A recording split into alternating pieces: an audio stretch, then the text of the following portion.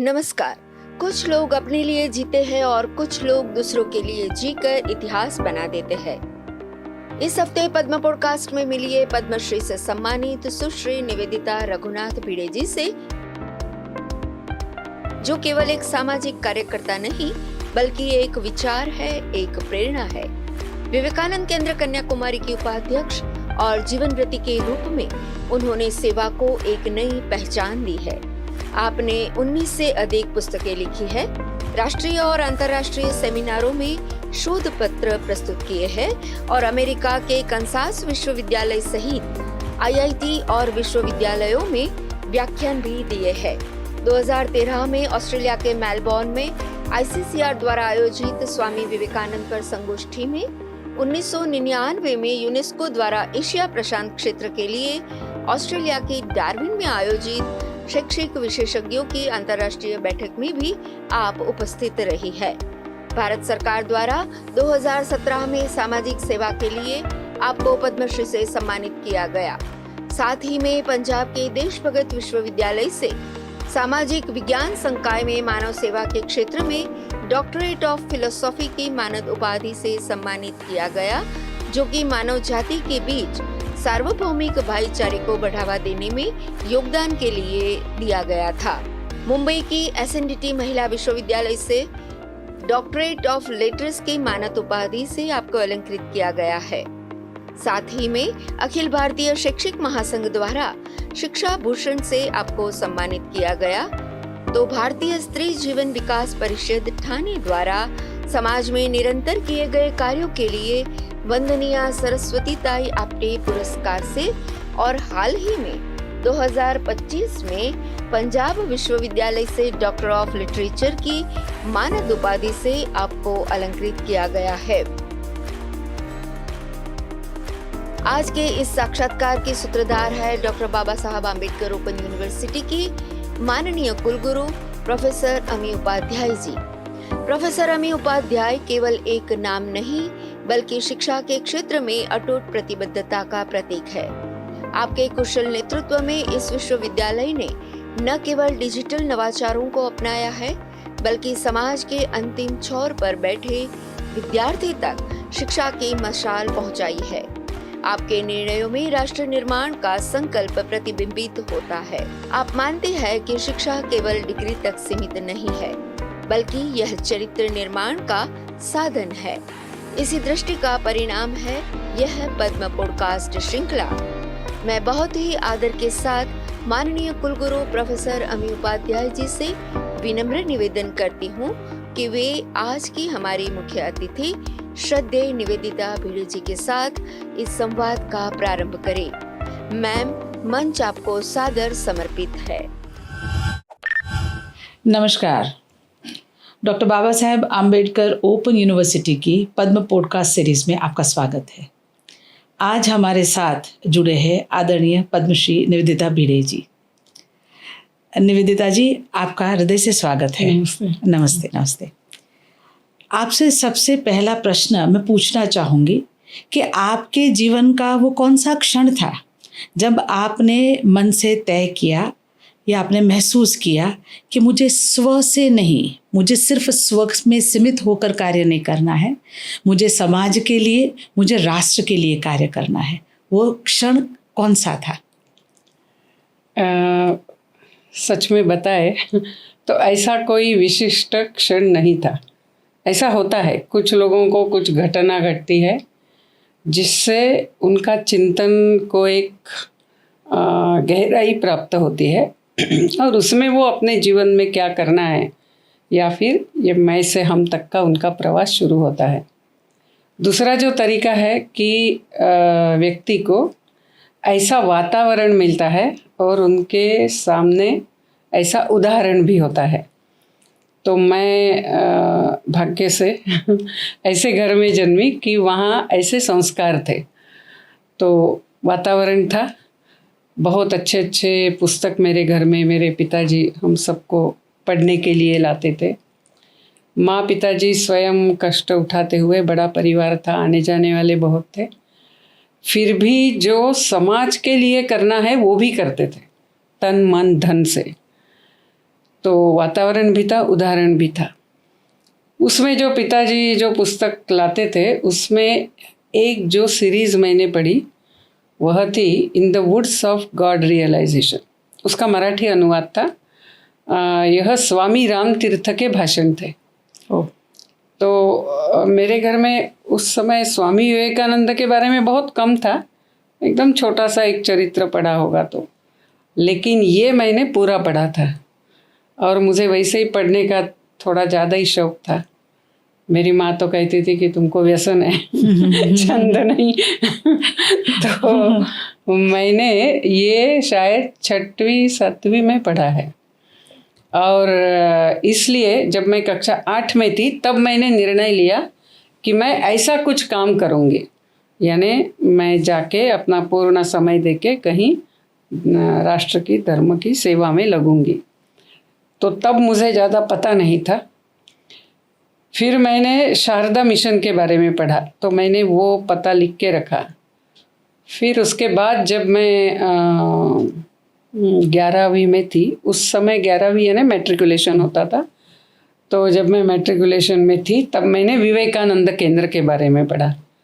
तो मुझे लगा मेरे स्वभाव के लिए ज़्यादा सही है और उस समय मेरा निर्णय हो गया।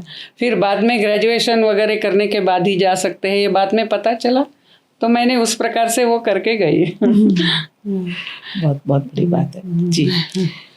विवेकानंद केंद्र कन्याकुमारी से जुड़ने के बाद आपके जीवन या दृष्टिकोण में क्या परिवर्तन आया? एक तो ऐसा है कि यानी मैंने जो निर्णय लिया कि मैं जाऊंगी, सेवा करूंगी, है ना, गरीब है, बेचारे वंचित है, पीड़ित है, तो उनको मैं मदद करूंगी वगैरह, ऐसा ही एक विचार था, यानी सेवा करने का। फिर जब मैं विवेकानंद केंद्र में गई तो वहाँ एक तो हमारा प्रशिक्षण होता था पहले, उन दिनों में 9 महीने का, हाँ, यानी थियोरेटिकल ट्रेनिंग 9 महीने का होता था। उसके बाद हमारा पोस्टिंग होता था अलग अलग कार्य क्षेत्र में, यानी समाज को देखना है, समझना है। और फिर उसके बाद फिर से एक छोटा शिविर होते हुए फिर दीक्षा होती थी। ऐसा एक 5 बरस का, 4.5-5 बरस का एक प्रशिक्षण का पूरा काल था। तो उस समय हमें अनेक विषय सिखाए जाते थे। 9 महीने का थियोरेटिकल ट्रेनिंग था, तो उसमें जैसे उपनिषद है, भगवत गीता है वगैरह वगैरह, ये एक जगह। दूसरा जो है कि अपने देश की समस्याएं क्या है, कहाँ कहाँ कार्य करने की आवश्यकता है, यह दूसरी जगह। तो माननीय एकनाथ जी जो विवेकानंद केंद्र के संस्थापक थे, वो हमें जो सत्र लेते थे उसमें उनका एक सत्र बहुत महत्व का होता था। वो कहते थे मनुष्य शरीर भी है और आत्मा भी है। तो यहाँ आपको 2 प्रकार के विषय आएंगे, जो आज के जगत की क्या समस्याएं हैं वो एक होगा और एक अध्यात्म होगा। ना हमने पूरा उसमें बह जाना है, ना हमने केवल इसी में रहना है। तो ये दोनों का बैलेंस रखना है। और जब जो करते हैं वो पूरा मन लगा के करना है, यानी यदि ध्यान कर रहे हैं मन लगा के करना है, आसन कर रहे हैं पूर्ण श्रद्धा से करना है, लोगों की सेवा कर रहे हैं उस प्रकार से करना है। तो ऐसा यानी एक means he used to say spirituality is basically a balanced approach in life to everything. Wonderful.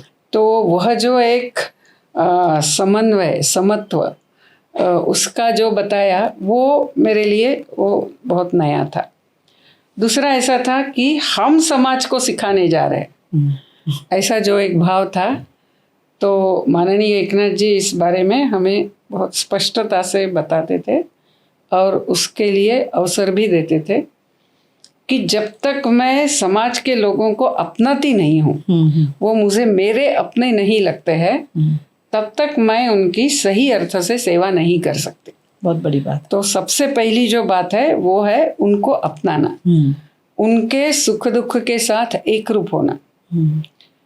तो यह, और इसीलिए अरुणाचल प्रदेश में भी जब काम शुरू हुआ केंद्र का, माननीय एकनाथ जी ने बोला कि हम कुछ भी सेवा कार्य शुरू करने के पहले कार्यकर्ता वहीं रहेंगे, वहाँ के समाज में किसी स्कूल में काम करते हुए बच्चों को सिखाएंगे और धीरे धीरे लोगों को समझेंगे, अपनाएंगे, उसके बाद ही हम काम शुरू करेंगे।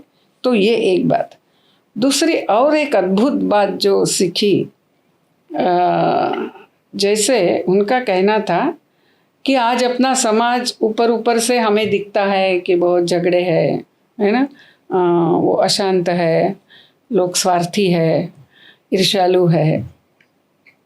तो बोले ये सही है, इतने वर्षों का जो सतत आक्रमण हुआ उसके कारण ये ऊपर ऊपर ऐसा दिखता है, लेकिन फिर भी ये साधारण राष्ट्र नहीं है, साधारण समाज नहीं है। इसने हजारों बरस आक्रमण झेले हैं और फिर भी यह खड़ा है।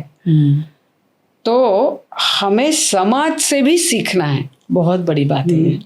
तो समाज की जो शक्ति है, जिसके कारण वो ये सारे परिस्थितियों के सामने टूटा नहीं, डटा रहा, वो शक्ति को समझना है।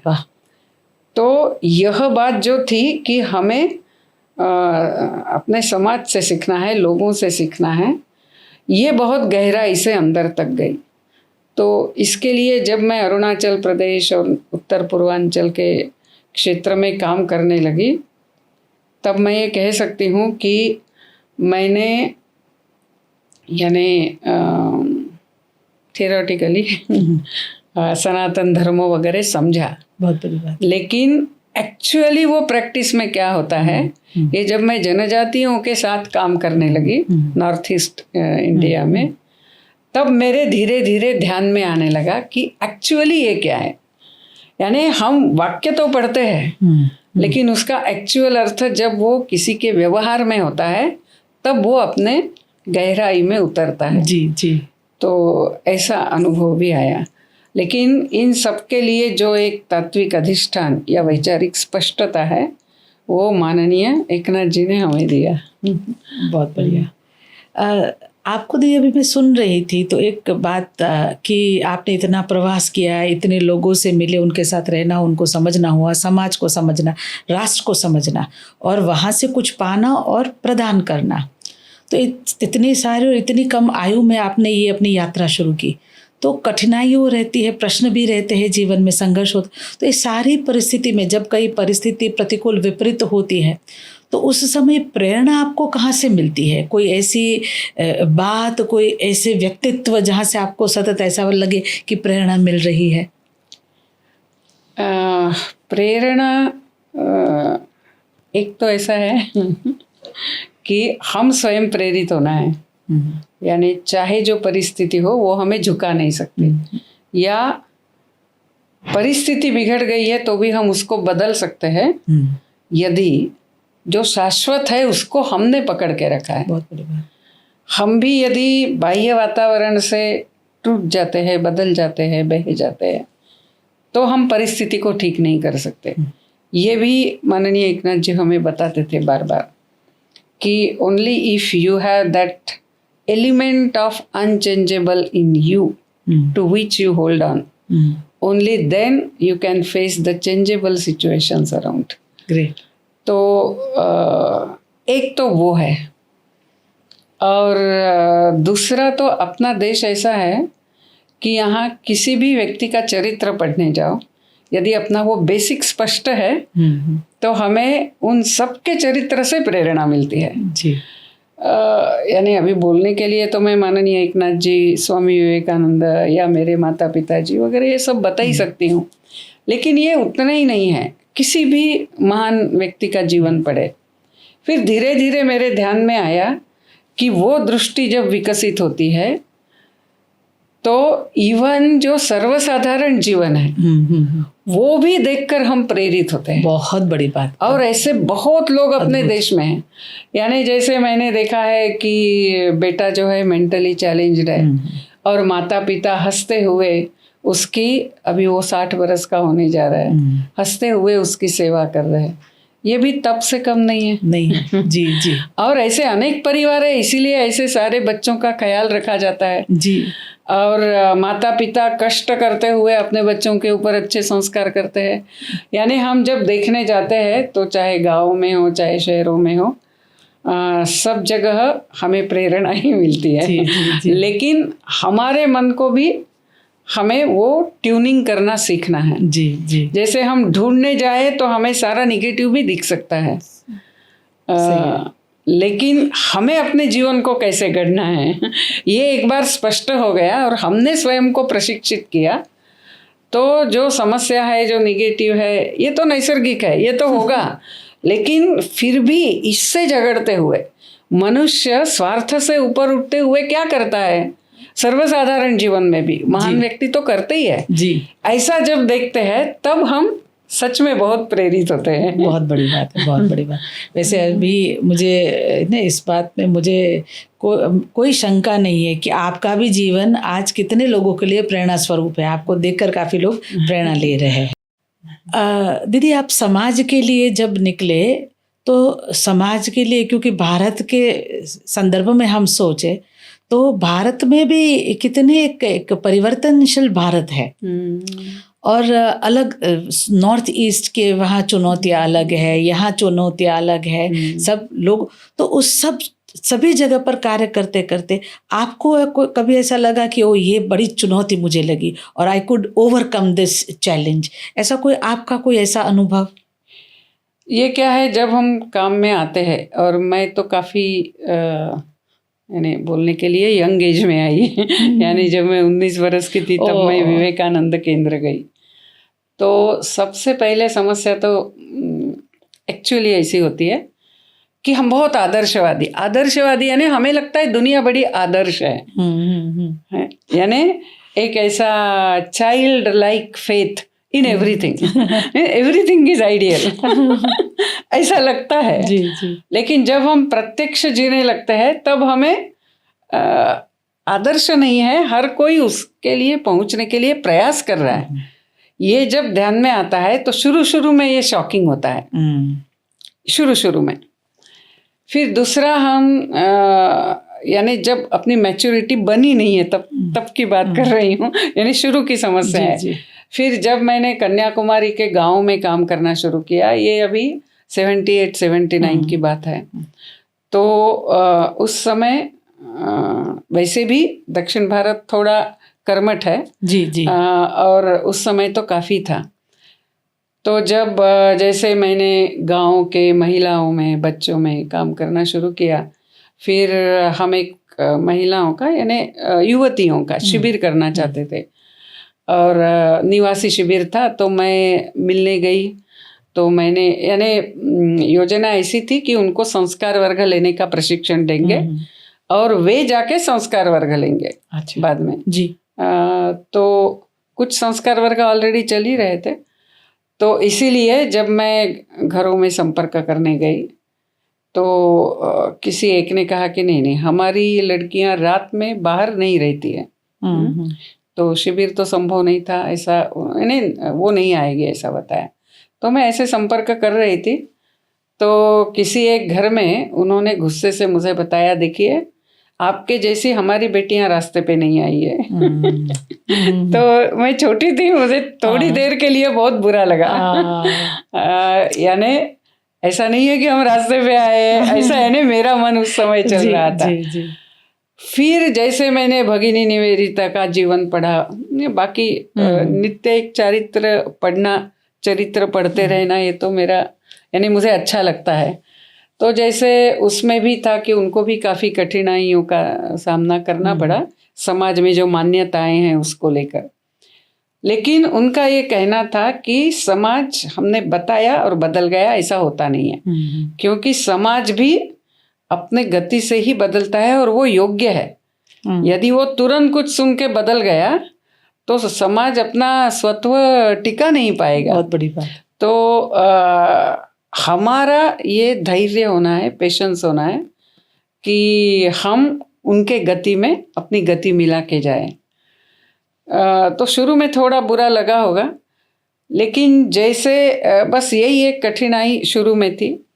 फिर लेकिन जैसे आगे धीरे धीरे काम बढ़ता गया, तब ध्यान में आया कि सच में कहे तो समस्या बाह्य है ही नहीं, अरे हम क्या स्वयं ही समस्या है।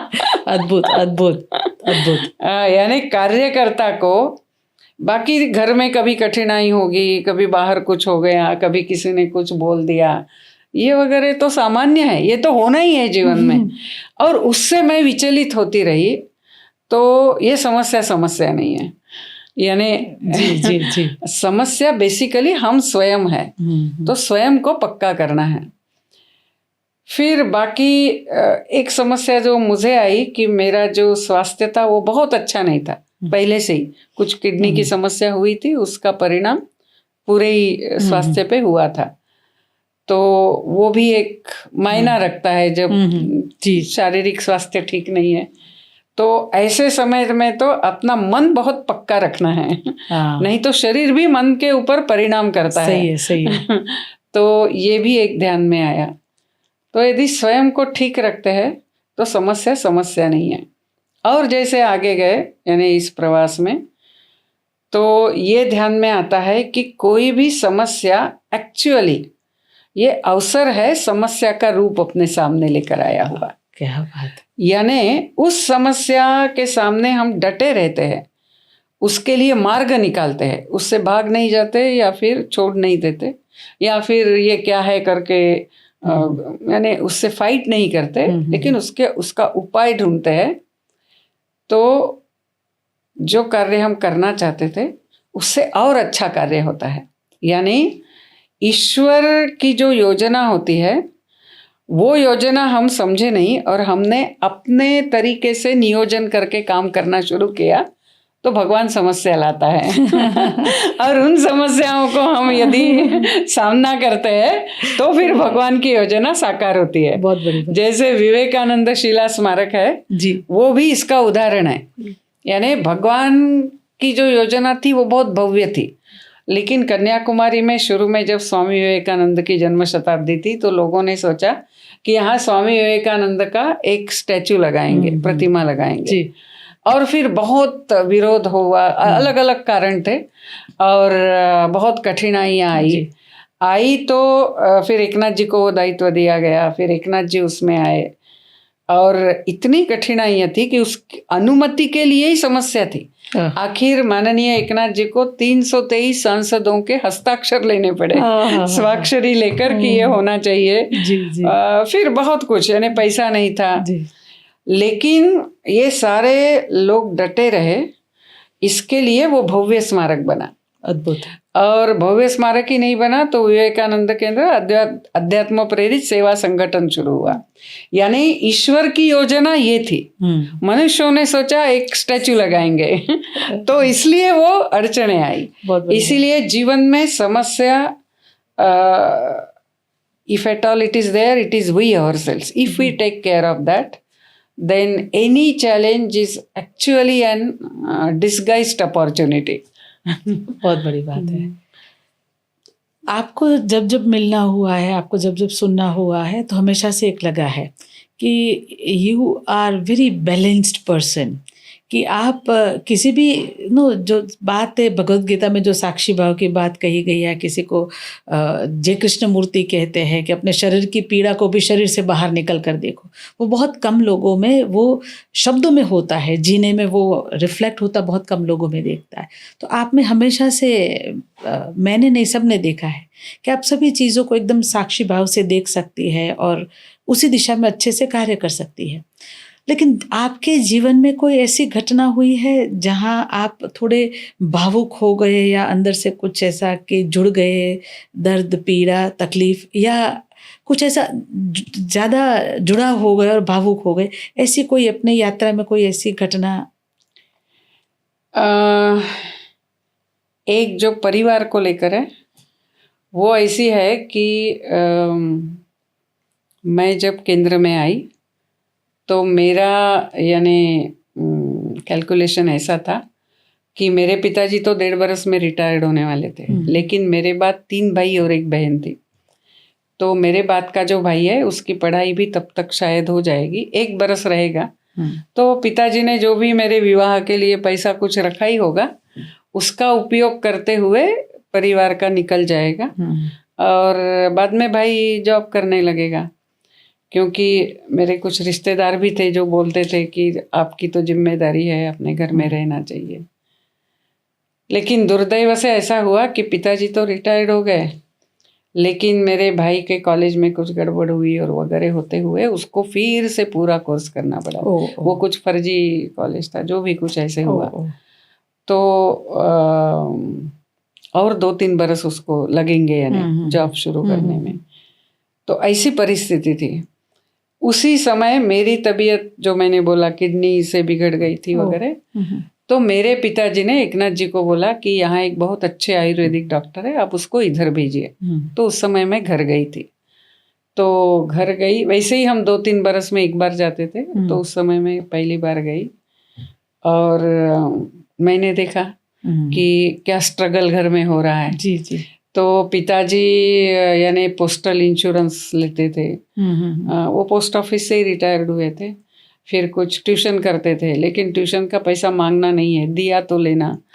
तो और पोस्टल इंश्योरेंस में धूप में वो जा रहे हैं ऐसा। तो वो सारा देख के मुझे बड़ी पीड़ा हुई, क्योंकि जो पेंशन थी वो भी पर्याप्त नहीं थी। तो फिर उसी समय एक वर्तमान समाचार पत्र में एक एडवर्टाइजमेंट थी कि पुणे में कोई एक कुष्ठ रोगियों की संस्था थी, उनको वहाँ वॉलंटियर्स चाहिए थे, जहाँ वो रहने का खाने का देते हुए 800 रुपए का वेतन देंगे। ये उस काल का है, यानी 80 का बोल सकते हैं। जी जी। तो 79-80 का पीरियड। तो उस समय 800 काफ़ी अच्छी अमाउंट थी। और केंद्र में तो वेतन नहीं है, यानी मैं घर में कुछ भेजना है तो भी भेज नहीं सकती। तो मैंने सोचा ये अच्छा है, ज़्यादा से ज़्यादा मुझे 100 रुपया लगेगा, खाना पीना तो हो ही रहा है, बाकी 700 रुपये मैं भेज सकती हूँ। तो फिर पिताजी को ऐसा जाने की ज़रूरत नहीं। तो मैं उसको लेकर मेरे माँ के पास गई और मैंने माँ को बताया कि मैं जो देख रही हूँ कि ये जो आप सबको जो बहुत एडजस्ट करना पड़ रहा है, तो मैं यहाँ जाऊँगी और मेरे भाई को यानी उसको जॉब मिलने तक मैं उधर रहूँगी, फिर मैं केंद्र में वापस जाऊँगी। तो माँ ने मुझे पूछा, तुम्हें विवेकानंद केंद्र अच्छा लग रहा है ना? मैंने कहा बहुत अच्छा लग रहा है। तो बोले फिर हमारे लिए आगे डाला हुआ पग पीछे मत लो।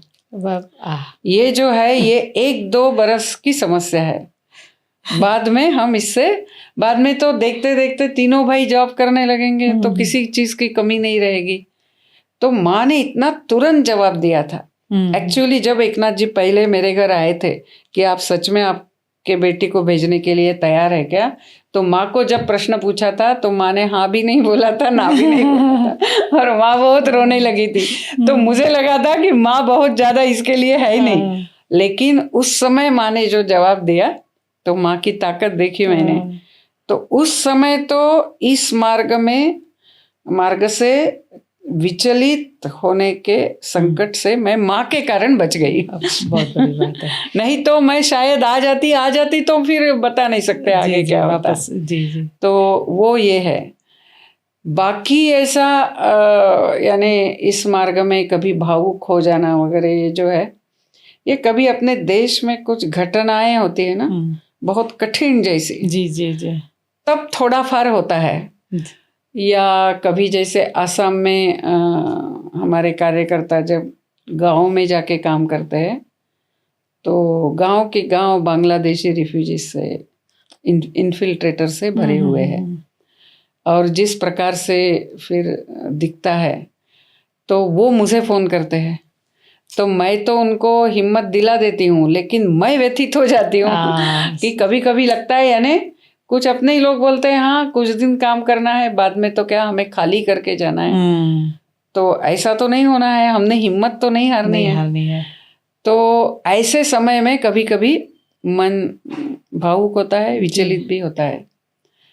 फिर थोड़ा शांत बैठो, चिंतन करो, तो ऐसा लगता है कि ये भूमि जो है ये इतने ऋषि मुनियों ने अपने तप से विकसित की है, और उनका तप ऐसे, और अभी भी ऐसा तप करने वाले अनेक हैं, आज भी है, आज भी है, आज भी है। तो ये समस्या है, लेकिन उससे हम हटने वाले नहीं हैं। जी जी। तो ऐसा कभी कभी प्रसंग आते हैं, लेकिन वो देश को लेकर ही होते हैं, यानी परिवार को लेकर वो एक प्रसंग था। बहुत बड़ी बात है। आप जैसे, आपको जब मैं सुन रही तो मुझे लगता है विश्व जब सस्टेनेबल डेवलपमेंट, सस्टेनेबिलिटी की बात करते हैं, मुझे भारत से ज्यादा कौन समझेगा? कोई नहीं समझता। ये सस्टेन होना, करना, ये मुझे लगता है अपनी चेतना है, अपना वो शाश्वत है वो। आपको जब मैं सुन रही थी, आपने माता जी के बारे में भी बहुत, तो मुझे लगता है कि हम सबकी ओर से, पूरे राष्ट्र की ओर से उस माता जी की चेतना को भी हम प्रणाम करेंगे, क्योंकि अगर उस दिन माता जी ने अगर ये नहीं कहा होता कि आप अपने ध्येय की दिशा की ओर चलते रहिए, तो हो सकता है कि आज हम सबको दीदी के स्वरूप में ना भी मिलती। आपको जब हम मिलते हैं, सुनते हैं, आपके खास करके कार्य को जब देखते हैं, तो उसमें एक तरफ एक अध्यात्म दिखता है, और अध्यात्म कार्य राष्ट्र सेवा के संदर्भ में भी करता है।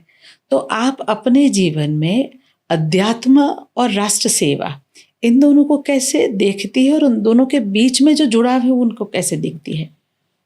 हम यदि गहराई में जाए तो जैसे वेदों में एक सूक्त है, उसमें ऐसा कहते हैं कि मानव जाति के कल्याण की कामना करते हुए ऋषियों ने तप किया, जो स्व को जानने वाले थे, और जिन्होंने विकास यानी आत्मविकास की एक प्रकार से दीक्षा ली थी, ऐसे ऋषि मुनियों ने तप किया, और उस तप से इस राष्ट्र की निर्मिति हुई।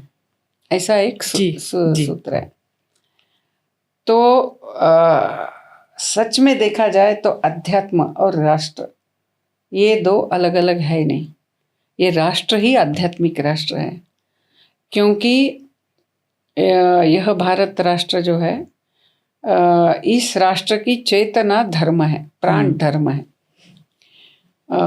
हम सनातन धर्म भी कह सकते हैं उसको, जो अरविंदो कहते हैं अपने उत्तर पारा स्पीच में जी। तो धर्म इस राष्ट्र का प्राण है। और धर्म क्या है?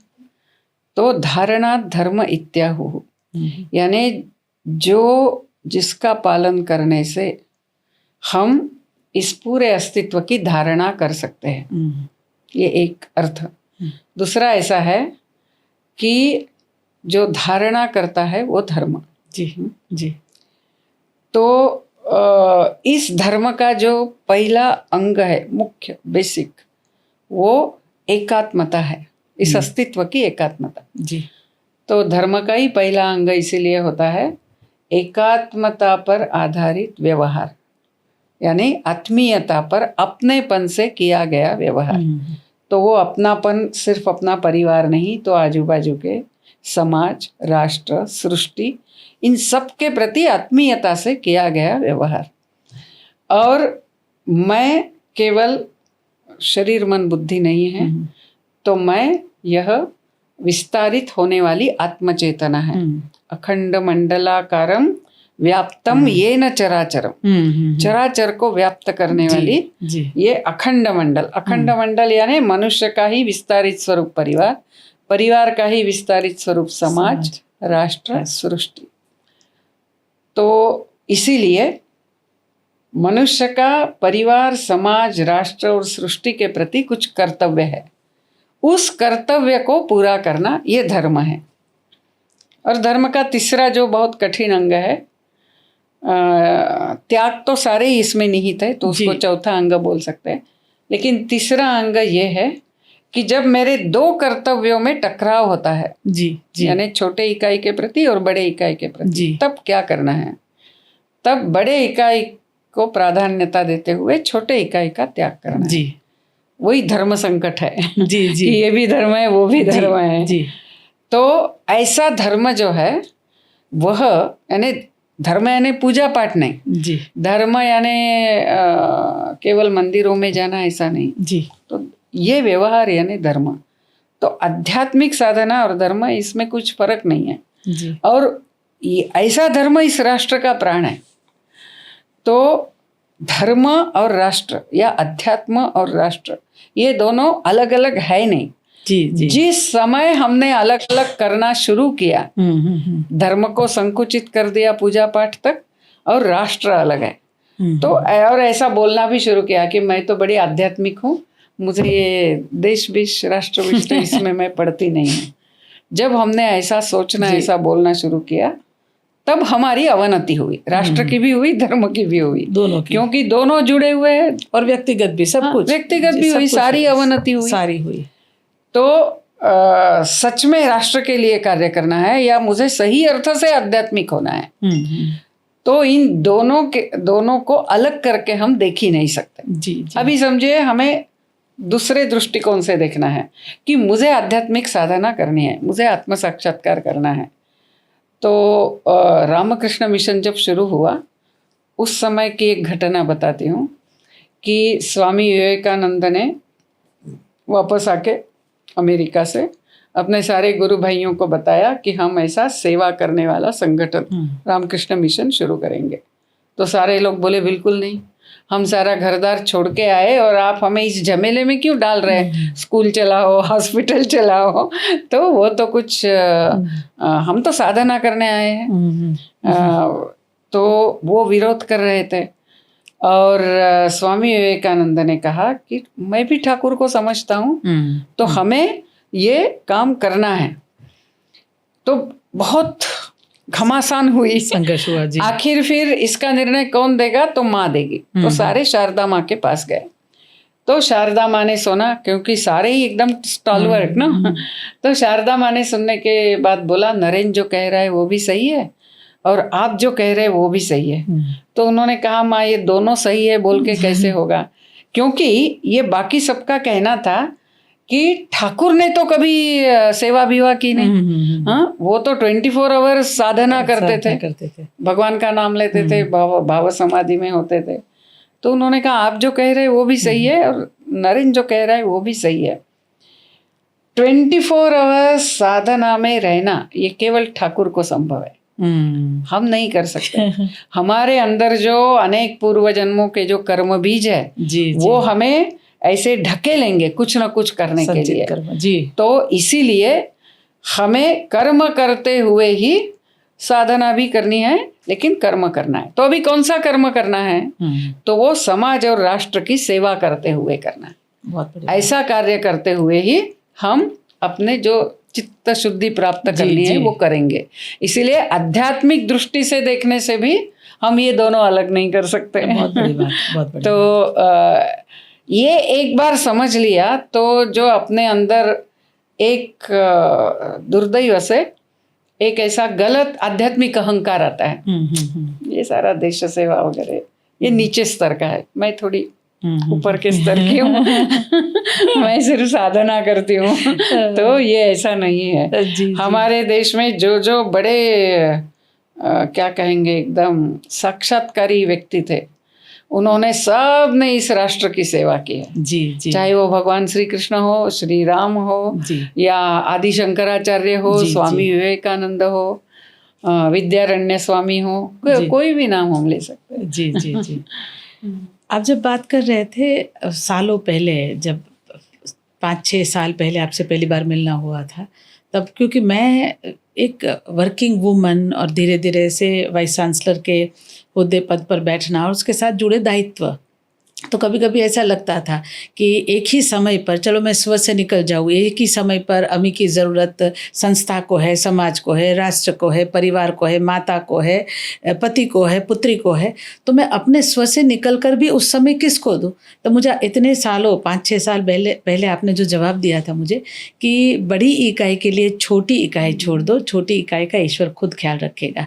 तो मैंने कहीं जगह पर आपको कोट करके कहा है, और मुझे मैं कहूँ अपने जीवन में आपके वो शब्द है वो मुझे कंटिन्यूसली इंस्पायर करते और सही दिशा में ले जाते हैं हमेशा से।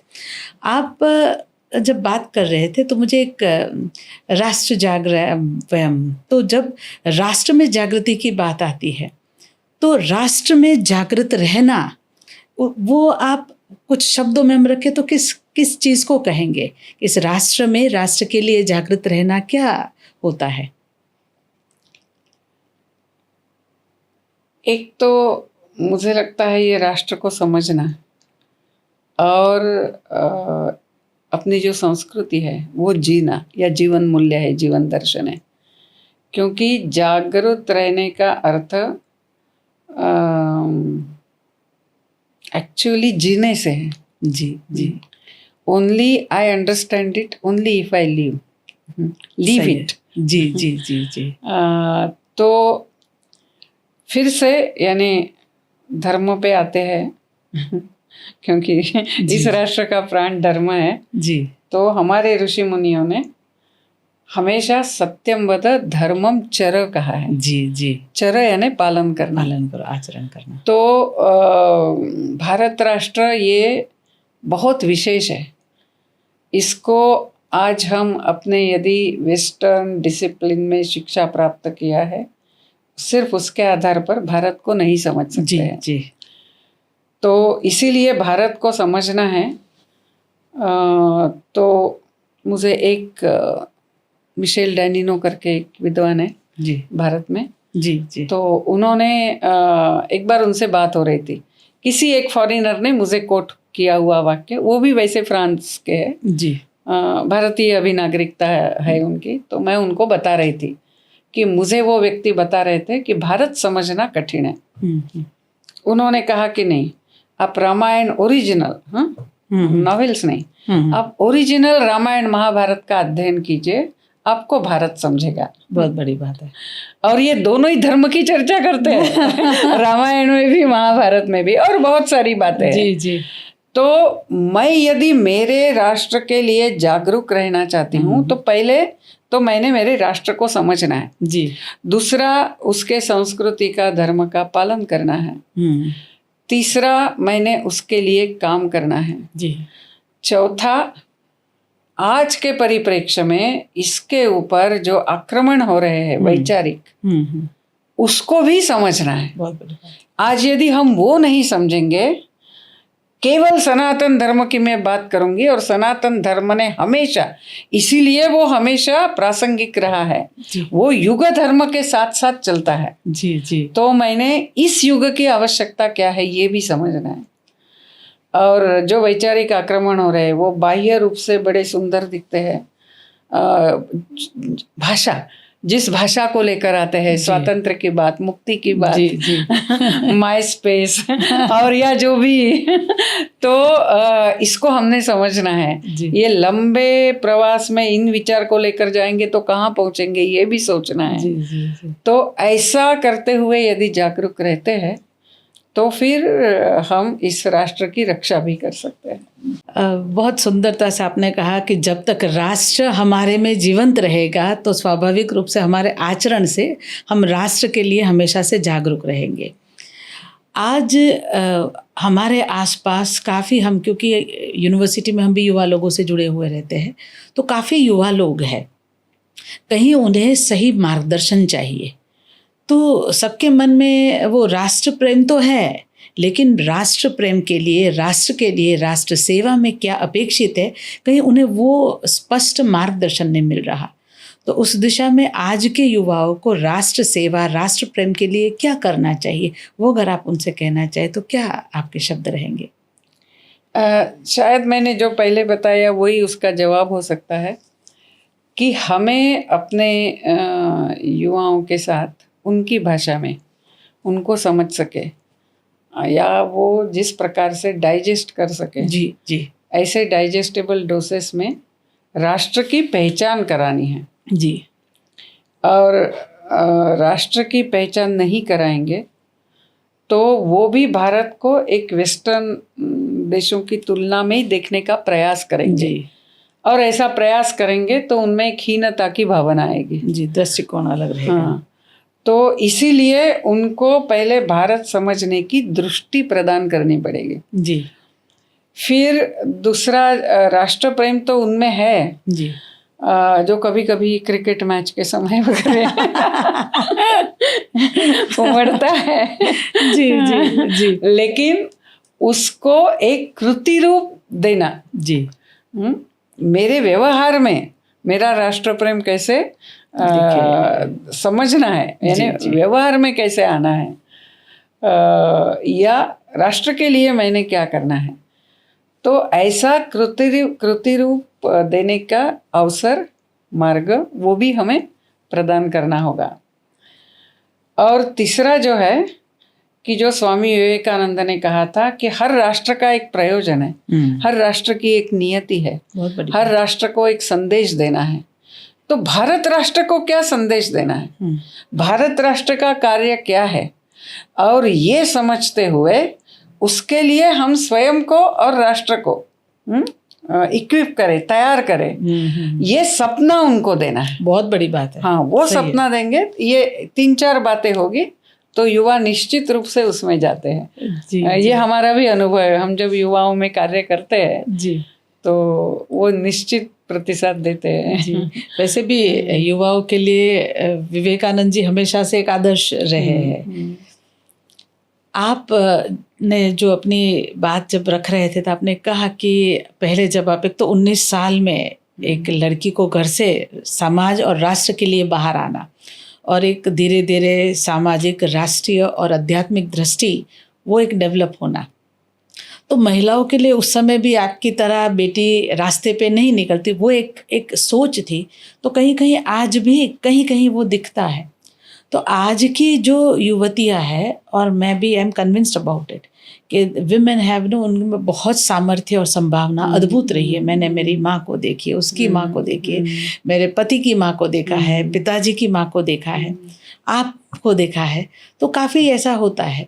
तो आज की जो युवतियाँ हैं, कभी कभी उनके मन में रोल मॉडल्स कहीं गलत आ जाते हैं कुछ, तो आज की युवतियों को आप क्या संदेश देंगे, उनके मार्गदर्शन के लिए आप क्या चीज़ रखेंगे ताकि उनमें जो सामर्थ्य, संभावना है वो समाज, राष्ट्र, परिवार के लिए बाहर आ सके।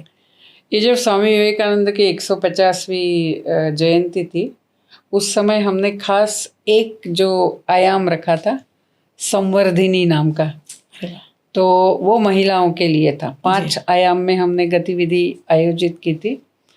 तो ये जो संवर्धिनी आयाम था उसमें यही विषय था कि स्त्री जो है वो संवर्धन करती है परिवार का, समाज का, राष्ट्र का, भावी पीढ़ी का, और इवन सृष्टि का भी। जी जी। इसीलिए हम जो भी संवर्धन करने वाला है उसको हम माँ कहते हैं जी। तो भूमि को भी माँ कहते हैं, नदी को भी माँ कहते हैं। तो उसका ये जो संवर्धन करने की जो क्षमता है, पहले उस क्षमता को वो पहचानना है। तो आज जो अल्ट्रा फेमिनिस्ट और पोस्ट फेमिनिज्म और फेमिनिज्म, इसके जो भी हवाएं बह रही है, उसमें अपनी युवतियां कभी कभी फंसती है, बह जाती है। लेकिन जो भी है, आज की युवा पीढ़ी की विशेषता ये है कि वो इंटेलेक्चुअली ऑनेस्ट है। बहुत सही है, बहुत सही है। They are not hypocrites, they are not hypocrites, they are not at all, they speak their heart and soul. तो उनको कुछ अच्छा नहीं लगा वो बताएंगे एकदम से, और यदि हम उनके साथ बात करके कन्विंस करेंगे वो उसको भी पकड़ेंगे जी, एकदम से। तो हमें we have to reach out to them. So quantum physics भी आज अस्तित्व के एकात्मता की बात करता है। उसको लेते हुए फिर सारा विज्ञान पर आधारित अपना जो भारतीय दृष्टिकोण है महिलाओं की तरफ देखने का, वो यदि उनको समझाते हैं, और हम जो ये व्यक्तिवादी, भोगवादी, स्वार्थी अप्रोच यदि लेते हैं, तो अल्टीमेटली 3-4 पीढ़ियों में क्या स्थिति होगी जी, वो हम कुछ देशों में देख भी रहे। तो उसका भी चित्रण सामने करते हैं, तो महिलाएं योग्य निर्णय ले सकती है। आज भी उनकी वो क्षमता है जी जी। ये एक बात हो गई। लेकिन दूसरा ऐसा भी है कि महिला समाज से अलग नहीं है, वो समाज का भाग है। तो जब हम महिला का विचार करते हैं तो जो पारिवारिक सामाजिक व्यवस्थाएं हैं जो एक काल में अलग प्रकार की थी, आज काल बदला तो व्यवस्थाएं बदलती है, बदलनी चाहिए, व्यवस्थाएं बदलती हैं। तो उस दृष्टि से भी हमने प्रयास करने चाहिए जी जी। ये दोनों यदि होता है तो महिलाओं की जो ये संवर्धन करने वाली शक्ति है वह परिवार, समाज, राष्ट्र और सृष्टि के हित में जरूर प्रकटित हो सकती है। जैसे स्वामी विवेकानंद बताते थे, उनको किसी ने पूछा तो उन्होंने कहा, a bird cannot fly with one wing. जी। तो यदि इस समाज को आगे चलना है तो इसके दोनों पंख सशक्त होने हैं। जी जी। तो इसीलिए पुरुष और स्त्री दोनों का ही योग्य शिक्षा, योग्य योगदान जी जी। समाज के हित में होना है। फिर एक बार किसी ने उनको प्रश्न पूछा था कि आपका भारत के युवतियों के लिए क्या संदेश है? तो उन्होंने कहा, भाई same as the young man, believe in yourself, yes yes, believe in your society, your culture, and live to contribute for them. Wonderful. It's only when we are contributing outside, we can grow inside. It's only when I can grow inside, I can really contribute yes, yes. outside. तो ये simultaneous process उनको एक बार समझ गया तो वो अपना जीवन ऐसा धन्य कर सकती है। जी जी। बचपन से मुझे भी पढ़ने का बहुत शौक, तो मेरी बेटी को जब पहले पूछते थे कि माँ किसको, तो बोलती है मुझे प्रेम करती है और पुस्तकों को प्रेम करती है, ऐसा। तो पुस्तक का प्रेम। आप इतना पढ़ते हैं और हम तो शिक्षा से जुड़े हुए हैं, तो कोई भी शिक्षक अध्यापक is expected to read a lot, obviously, not only the study material, subjective books. तो आप पढ़ते तो हैं, आपने लिखने में भी काफ़ी समय दिया है, तो ये आप लिखना और पढ़ना अपने इतने सारे काम के बीच में कैसे वो समय निकालती है? वही यानी समय के साथ हम कुछ कुछ सीखते रहते हैं।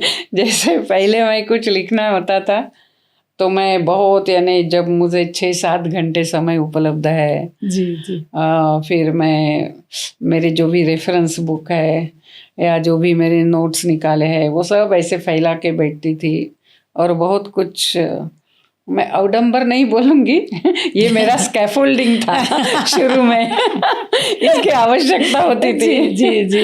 फिर धीरे धीरे काम बढ़ गया। मुख्य यानी जब से प्रवासी काम हो गया, यानी प्रवास करना है, तब ये संभव नहीं होता है। तो मैंने धीरे धीरे ये स्किल सीख लिया कि आज जो मन में विचार आया उतना लिख के रख दो, फिर बाद में आया वो लिखो, फिर जब समय मिलेगा उसको ठीक से बिठा दो। बहुत बड़ी बात।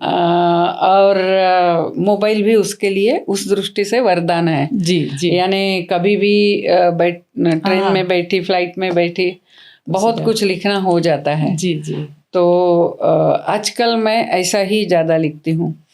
तो आते जाते जैसा समय मिलेगा, कभी 15 मिनट ही मिलते हैं, कभी 1 घंटा मिलता है प्रवास। जी जी। तो जैसे मिलता है यानी उसका चिंतन तो सतत होता रहता है। फिर जब लिखना है लिख लिया, फिर जब कभी समय मिलता है ऐसा थोड़ा तो उसको एडिट कर दिया। लेकिन जैसा बड़े पुस्तक जो होते हैं उसको तो एडिटिंग भी पूरा समय नहीं मिलेगा। जी जी। तो आते जाते एडिटिंग करना, तो उसके कारण थोड़ा गड़बड़ होती है। जो पहले लिखा था वो याद नहीं रहता है, फिर से लिखा जाता है। फिर भी इतने व्यस्त कार्य में भी, अपने जीवन शैली में भी इतना समय आप पढ़ाई लिखाई के लिए जो निकालती है वो भी अपने लिए बहुत एक प्रेरणारूप स्वरूप है। दीदी, आखिरी सवाल, मुझे ये बातें खत्म करने को मन नहीं कर रहा है, लेकिन आखिरी, आपकी पूरी जीवन यात्रा, आपके पूरे अनुभव जिन्होंने समाज, राष्ट्र को कोई एक चौकस शेप देने में बहुत बड़ी अपनी भूमिका रही, तो आप इन सारी चीज़ों को अगर कुछ शब्दों के संदेश में रखिए कि निवेदिता जी का जीवन अनुभव एक संदेश के स्वरूप में आए, तो वो आपका संदेश अपने दर्शकों के लिए, आज आपको सुन रहे, उनके लिए क्या होगा? ये वाक्य से मुझे बहुत थोड़ा डर लगता है। ऐसा है कि हम सब इस मार्ग पे चलने वाले यात्री है जी। तो संदेश शब्द थोड़ा बड़ा हो जाता है। और ऐसे काफ़ी महान व्यक्ति, ऋषि मुनि हैं जिन्होंने हमें संदेश दिए है और उसके अनुसार चलना है। तो मैं तो यही कहूँगी कि श्रद्धा पहले, जी जी, यानी इस देश का जो संवर्धन जी ऋषि मुनियों ने अपने तप से किया है, तो ये राष्ट्र विशेष है और इस राष्ट्र के लिए काम करने का विचार मेरे मन में आया, संकल्प आया और उसके अनुसार मैं जी पा रही हूँ। ये मेरा बहुत बड़ा भाग्य है जी। तो श्रद्धा है और भाग्य कहूँगी, लेकिन ये ऐसा नहीं है कि मैं ये कर रही हूँ। यानी माननीय एकनाथ जी हमें एक बात बताते थे, जो आपने जो पहले प्रश्न पूछा उससे भी जुड़ा हुआ है, कि ये जो राष्ट्र कार्य हम कर रहे हैं, यदि मैं सोचूंगी ये मैं कर रही हूँ, तो जो अहंकार आएगा वो मुझे आध्यात्मिक मार्ग में आगे नहीं जाने देगा। तो इसीलिए ये मैं नहीं कर रही हूँ, ईश्वर ने मुझे उपकरण करके चुना है। तो ये उपकरण भाव, साधन भाव यदि रहता है तो हम विनम्र रहते हैं और ये काम विनम्रता से ही साध्य है। दूसरा ऐसा है कि आज मैं जो भी कुछ हूँ, इसके लिए केवल मैं जिम्मेदार नहीं हूँ। यानी माता पिता से शुरू होते हुए भी, इवन जैसे विवेकानंद केंद्र में अनेक वरिष्ठ कार्यकर्ताओं ने भी उनका यानी मुझे मार्गदर्शन किया, या थोड़ा इसमें कहे तो मुझे सहा अपनी गलतियां सहन की। और तो ऐसे सब एक दूसरों को संभालते हुए, मार्गदर्शन करते हुए हम आगे जाते हैं। तो मैं यही कहूँगी कि बस श्रद्धा से, और हम जो भी करेंगे हमारा आत्मविकास, यानी मेरी कहाँ गलती हुई, मैं कहाँ कम पड़ रही हूँ, इसको मैंने दूर करने का प्रयास करना है। और विनम्रता से मैं कितना दूसरों को मदद कर सकती हूँ, क्योंकि वो मदद नहीं है, वो साधना है। बहुत बड़ी बात है। इस भाव से यदि जाते हैं, फिर बाद में राष्ट्र प्रेम, इस राष्ट्र के लिए कार्य करना, वो पक्ष तो है ही जी। लेकिन करने का जो तरीका है वो इस भाव से करना है।